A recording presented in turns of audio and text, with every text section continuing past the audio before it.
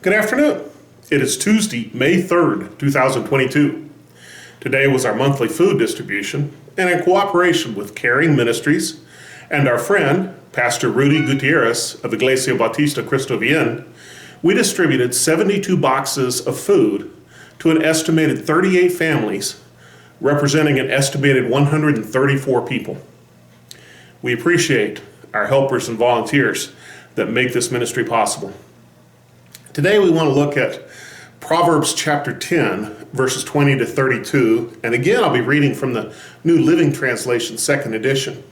And here Solomon continues to contrast wisdom and folly. And he kind of includes in wisdom the ability to be godly as part of being wise. Listen to what he says. Proverbs chapter 10, verses 20 to 32. The words of the godly are like sterling silver. The heart of a fool is worthless. The words of the godly encourage many, but fools are destroyed by their lack of common sense. The blessing of the Lord makes a person rich, and he adds no sorrow with it. Doing wrong is fun for a fool, but living wisely brings pleasure to the sensible. The fears of the wicked will be fulfilled. The hopes of the godly will be granted. When the storms of life come, the wicked are whirled away, but the godly have a lasting foundation. Lazy people irritate their employers, like vinegar to the teeth or smoke in the eyes. The fear of the Lord lengthens one's life, but the years of the wicked are cut short. The hopes of the godly result in happiness, but the expectations of the wicked come to nothing. The way of the Lord is a stronghold to those with integrity, but it destroys the wicked.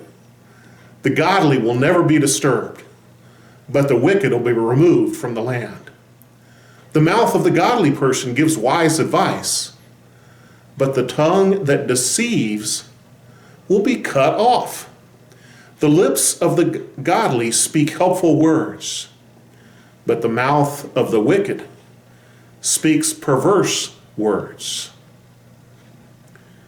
I was talking to someone a while back about why I think they ought to be coming back to church and re-entering society in after COVID, and how things ought to be making a difference in how we live and what we do. And they said, well, what's the value? What's the benefit?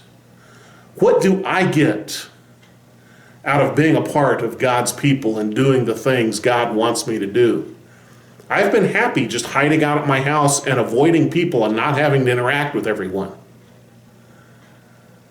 And so I started thinking about, what is the value of doing the right things for God? What is it worth to help God?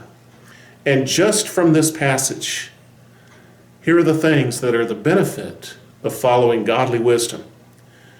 He said it's a value, like silver, like sterling silver. It's valuable. It's worth having. It brings encouragement. It's so easy to be discouraged when the only person we talk to is ourselves. But we can gather around others and be encouraged by the love and joy of life that we see in others. He talks about guilt-free earnings. It's the ability to have and not feel guilty about it. The ability to possess and not be filled with sorrow.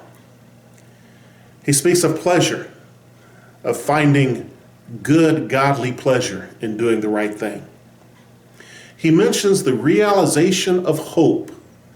Not just hope for something that's never going to happen, but hope that is realized, hope that makes a difference, hope that brings us fulfillment. He talks about strong and lasting foundations when the storms of life come. It's amazing how some people always find a way to make it through life because they have a strong foundation of trusting in God.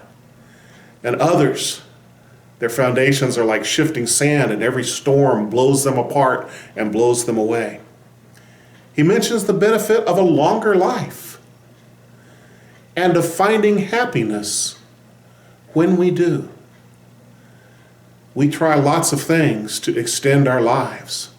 We spend billions of dollars on medicines and medical procedures to increase our comfort and to extend our lives. And yet, what also works is making a difference in godly wisdom in our own lives. And those lives that are longer are also happier. He mentions peace.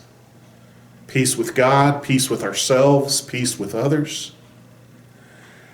And he mentions in this short passage the wise and helpful counsel of talking to others, hearing advice that's good advice, not the shrieking of crisis after crisis in our midst of our ears by the news media, but wise and helpful counsel to make good decisions by people who love and care for us.